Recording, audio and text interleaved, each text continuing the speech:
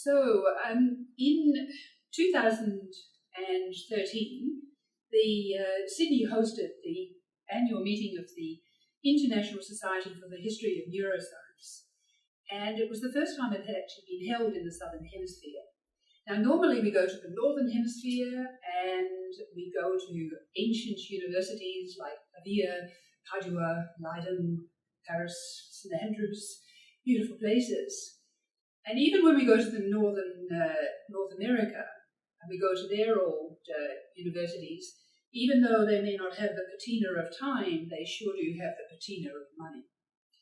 So when I was asked to convene the meeting here in 2013, I was actually quite concerned that we may not be able to put on a display that matched those places that we'd had in the past. But fortunately, my co-conveners were Jack Carmody and the late Ian Costat, two great medical historians, as you know, and so our success was assured by their help. Now, Yvonne got the idea that what we should do is we should use these beautiful display cabinets in this room opposite, and that we would use the books of the Rare Books collection to display the history of neuroscience. So on a scrap piece of paper, Yvonne wrote down each of the cabinets, she wrote a theme for each of the cabinets, and she then wrote down from memory the books that she knew we would have in this library that would be used for this collection. And under neuroanatomy, she wrote Willis, 1664. But when I went to the electronic catalogue, I couldn't find Willis, 1664. It wasn't there. So I mentioned this to Yvonne, and she said, absolute rubbish. Of course we haven't. And she said, let's have a look in the card catalogue. So we went to the card catalogue, and there it was, Thomas Willis, 1664, Cerebral Anatomy.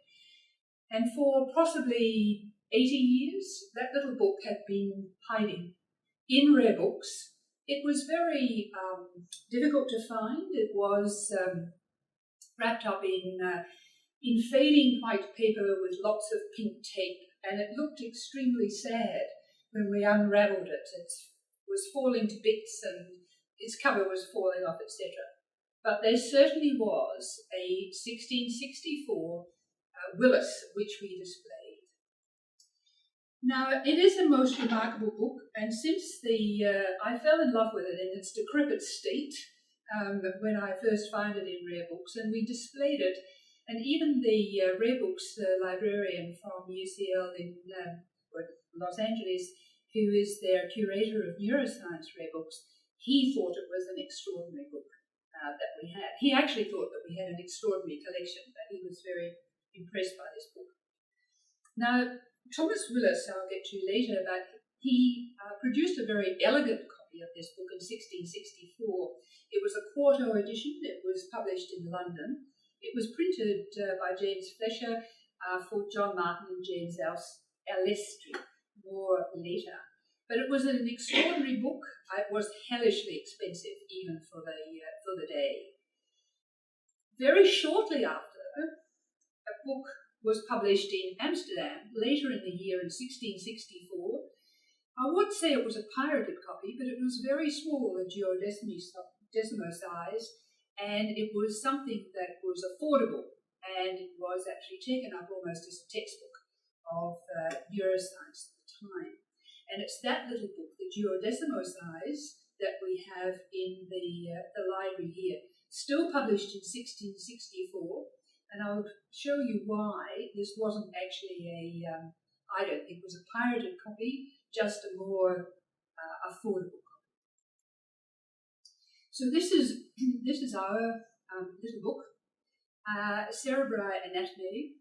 So it's describing the nervous system, and more importantly, the uses of the nervous system. Published, written by Thomas Willis and a group of his friends in Oxford. And this one, as you can see, was published in Amsterdam by G. Schlagen, and it's this very small size. It's the book that's in the middle, and it is extraordinarily small, but absolutely gorgeous. This particular one that we have here now has been repaired and it's looking so much better. And I'd just like to make the point that if there are so many nice books in our rare book collection that really are looking for somebody to adopt them. So if anybody would like to do that, I'm sure that there are lots of books that just want some loving care. So where did this book come from? And there is a hint, and it's in the front section. And you can see here, I'm not sure how well that shows up, but it says the Hunter Memorial Fund. And this is how I think we got it. John Hunter was a young man who was one of our graduates here and from the medical school. He was destined to great things, even as a medical student. And shortly after graduating, he was actually appointed as the associate professor of anatomy. He, by the age of 26, was the full chair. He had the full chair of anatomy. But sadly, when he was on a world trip lecturing around the world, he developed typhoid and died in London at the age of 26. He had great promise. He already had established an extraordinary international name. So there was a collection made in his honour, and that collection bought anatomical books. And I'm sure that this was one of those anatomical books that was bought at the time. We perhaps will look into what the actual, but the two books that we have over there, the bigger books, I feel were probably also bought at that stage, because we actually have got quite a considerable collection. Now, its main thing, you'll see here just how small that is, because you can see that we have British standard size librarian fingers to show you just how big their British standard clean librarian fingers, just to show you how big it is. But the main reason that this book was so important and so wonderful even today is the beautiful drawings that were done by Christopher Wren, as in St. Paul's Cathedral. There are about 15 such pictures or engravings in this copy that can be attributed to Christopher Wren. And I think that you'll agree that they're quite exquisite. But the other interesting thing is just the size. And you can see the size of this picture as opposed to the very small book. And that's because the plates were actually taken to Amsterdam to be used in this small edition. And that's why I don't think it was a pirated copy. I think it was an absolutely deliberate copy at the time. It was quite a good idea that that happened, because in 1666, as you know, was the Great Fire of London. And the publisher of the London editions burned down. So if the plates had not been taken to Amsterdam and were not still in Amsterdam, then it's likely that these beautiful plates might have been lost. Where the plates have gone to now is another story. It's too long, but sadly they don't exist. They were bombed in the Second World War. So Willis tells us that Dr. Wren was pleased out of his singular humanity, wherewith he abounds, to delineate with his most skilful hands many figures of the brain and skull, whereby the work might be more exact. And he was indeed. Now this is a remarkable little book, and I think it's remarkable for three very good reasons. The first was that it was actually written at all, and the second was that it introduced so many new concepts, even though it's so tiny. And the remarkable thing is that we still actually remember the name Willis today. So the reason that I think it's remarkable that it was written at all was that Thomas Willis's date, 1621 to 1675, and the English Civil War, 1642 to 1651, and a lot of that English Civil War raged in Oxford while Thomas Willis was working in Oxford.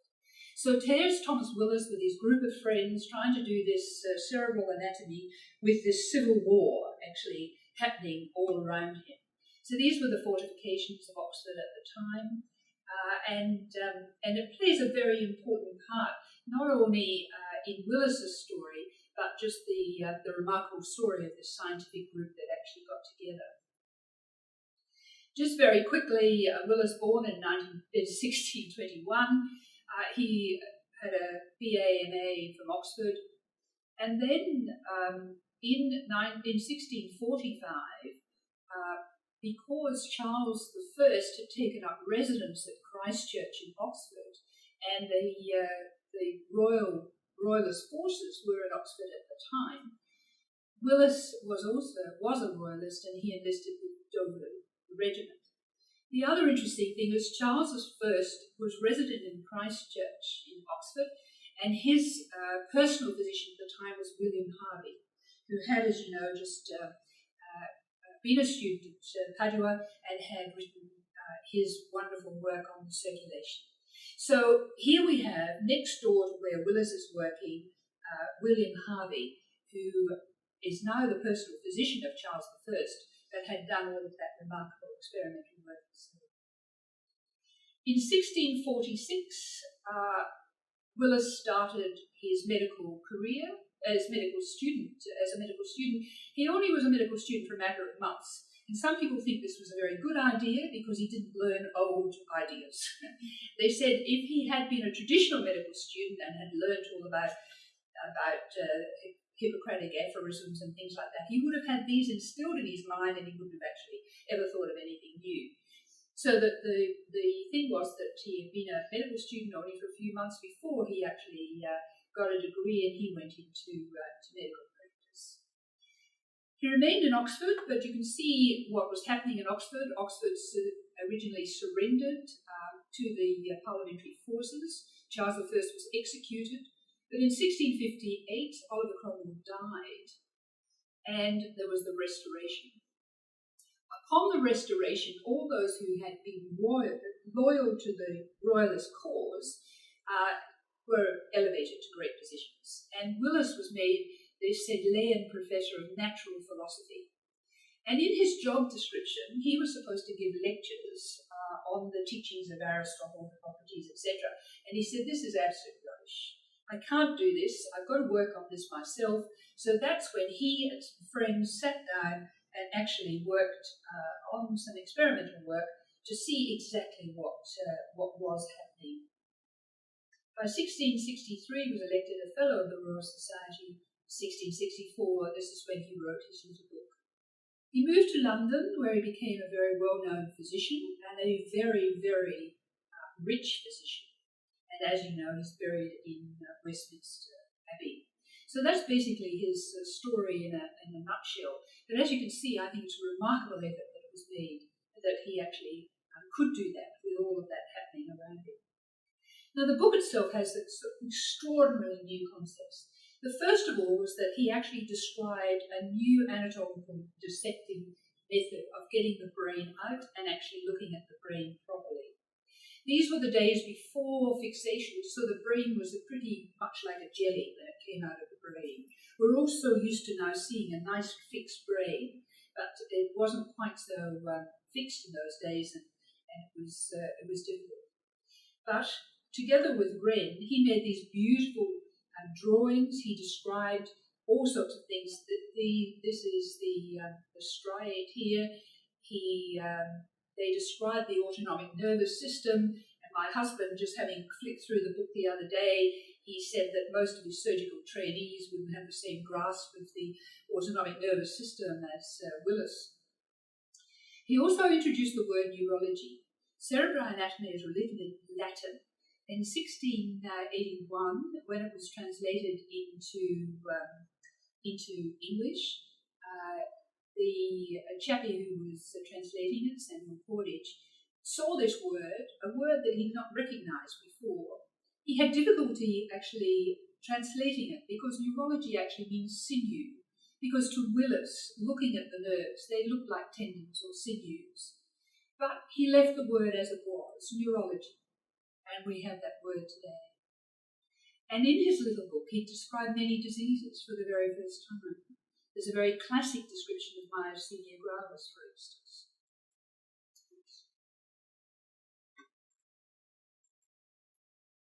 But Willis didn't do this on his own. He had a very, very good circle of friends who were more or less confined to Oxford because of the war. And he says himself, "I was not ashamed to require the help of others." And these are some of the people that he acquired. This copy I was just showing to the library. This is actually on the general shelves here of the library, but it's actually a copy that was produced for the 300th anniversary, and it's the English copy. And in it, it describes the dedication, and he dedicated it to Gilbert Sheldon. Now, Sheldon of Sheldonian in Oxford, he gave the money for the Sheldonian Theatre. He had been the Bishop of Oxford. He had been expelled during the Royalist palavers, and he had gone to London, and he was, by the time of the book being written, he was the Archbishop of Canterbury. So Willis says, "Once more your Sidley professor and your servant flings himself at your feet, with this only ambition that he might render something of thanks for your kindness and benefits." He goes on and on. It's very effusive. But he was obviously happy with the education. Richard Lower played a very important part in this book, in the publication, not only of the book, but also of the dissections. Because William Lower was really the person who probably did most of the dissections. But Willis, to his credit, actually acknowledges that, because he says that he made use of the labours of the most learned physician and highly skillful anatomist, Richard Lower, for my help and companion, the edge of whose knife and wit I willingly acknowledge to have been of help to me. But Lower probably was responsible for most of these dissections, and he was also responsible for some of the pictures which appear at the end. And you can see, you may be able to see that, but this is a replica of the autonomic nervous system, and it's thought that Lower actually did these drawings, and he sort of lacks something of the precision of Christopher Wren, perhaps, but still he wasn't asked to design St. Paul's Cathedral. So they're produced in there. Another of his friends was Thomas Millington, who was a very good physician. It becomes me not to hide how much beside I did receive from these most famous men, Dr. Thomas Millington, Doctor of Physic, and Dr. Christopher Wren, Doctor of Laws, and Saville, Professor of Astronomy. He really got about a bit, this Christopher Wren, didn't he?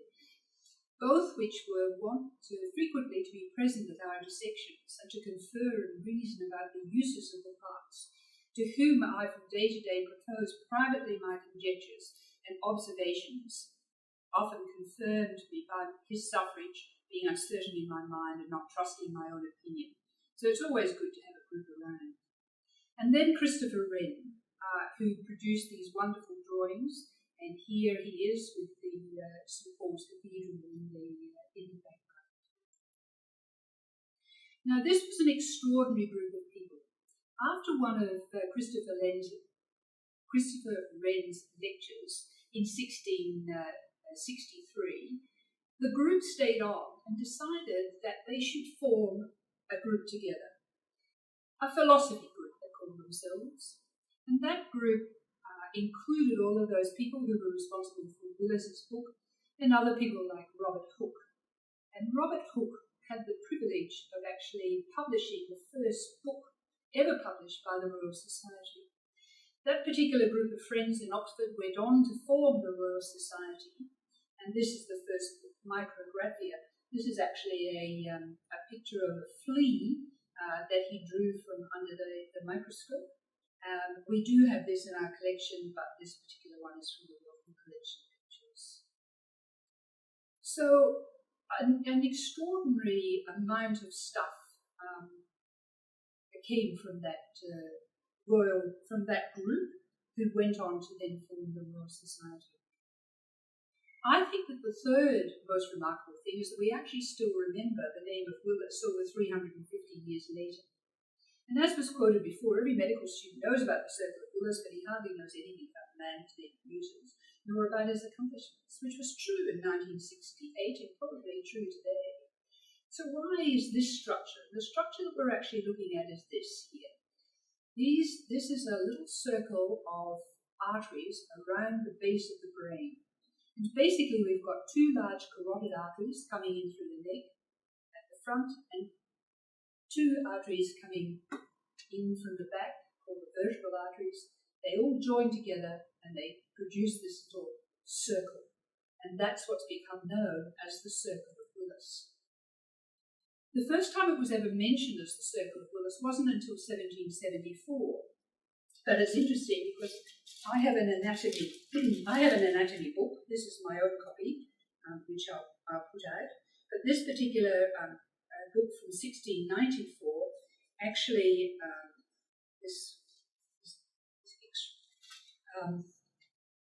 very familiar looking picture. It's a very familiar looking picture. But he went a little bit further and drew a labyrinth at the bottom. But he credits Willis and says, this is Willis's drawing, and this is important stuff. But it wasn't until 1774 that we actually see for the very first time the Circle of Willis.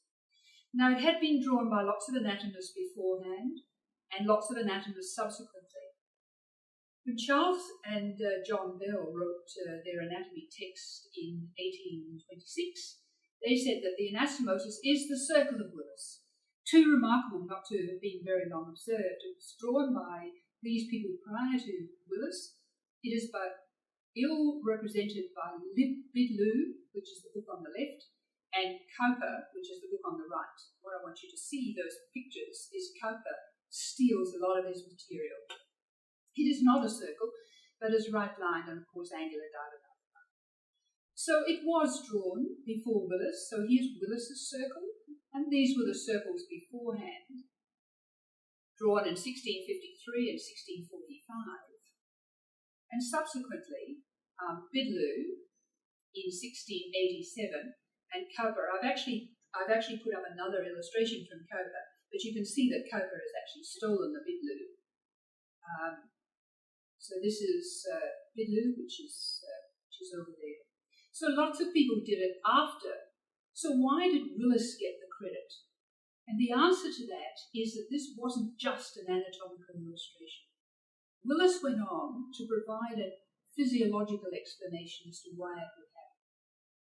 Willis and his group actually injected ink into these arterial supplies, and they showed that if you injected ink into any of the arteries, it was dispersed and actually ended up in the tissue of the brain.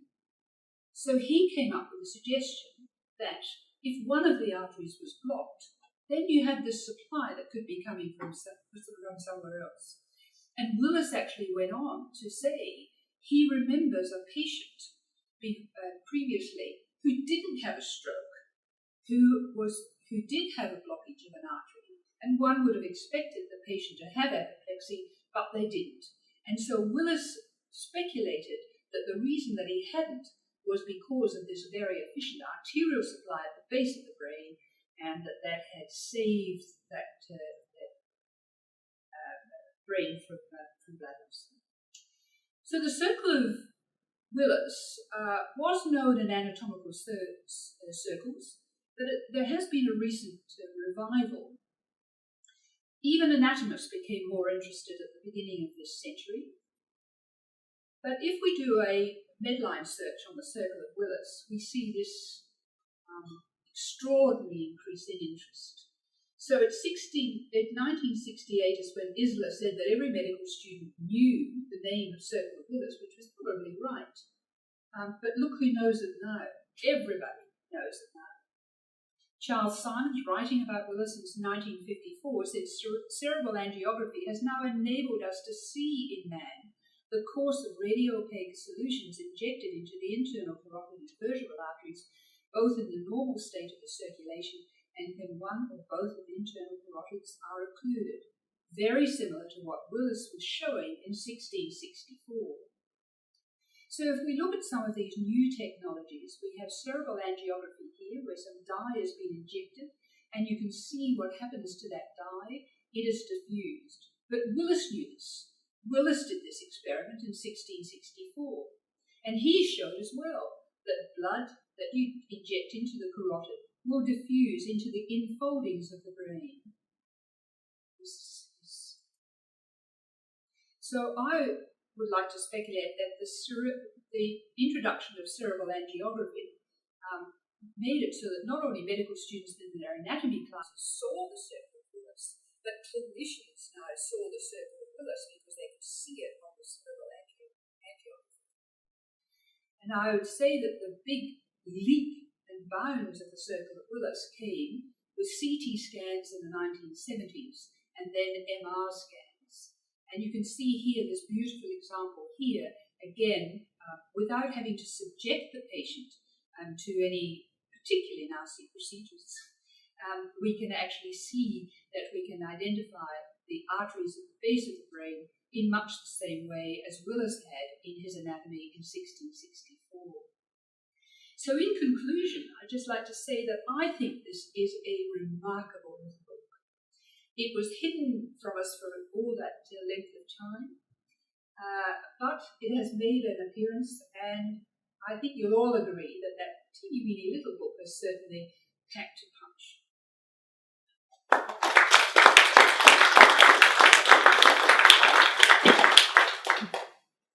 Thanks so much, Kate. Does anyone have a question they'd like to ask? Not on Tudor history.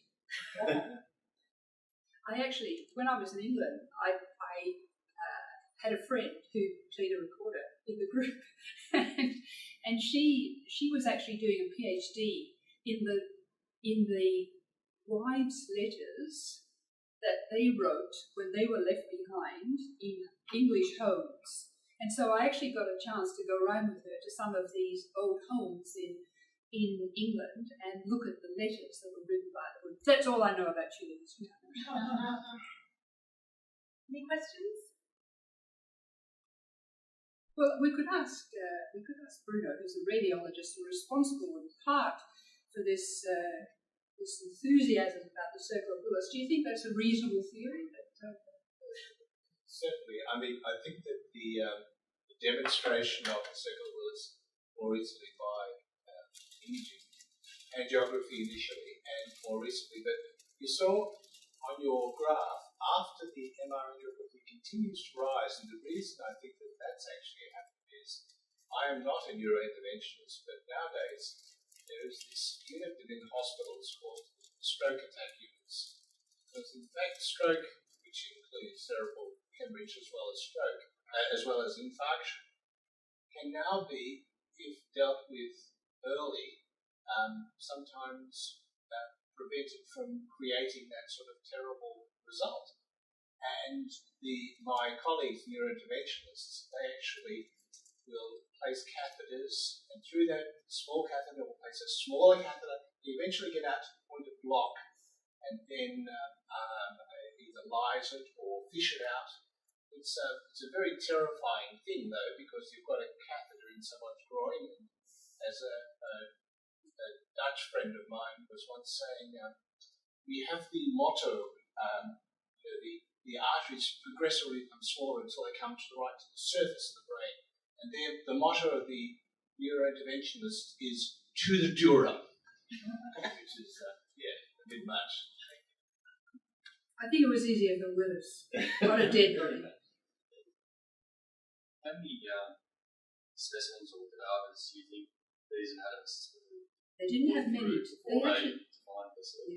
They actually didn't have many, as you can imagine. I mean, these were already given by grace and favour, so you had to wait for somebody to be executed. There may have been a few more royalists or parliamentarians, depending on which side you were on, I suppose. But that was one of the reasons that he was thanking the Archbishop of Canterbury, because it was by his decree that Willis got those bodies in the first place from there. So he didn't have many. And without formalin and things, they wouldn't have lasted that long either. So it was pretty amazing stuff.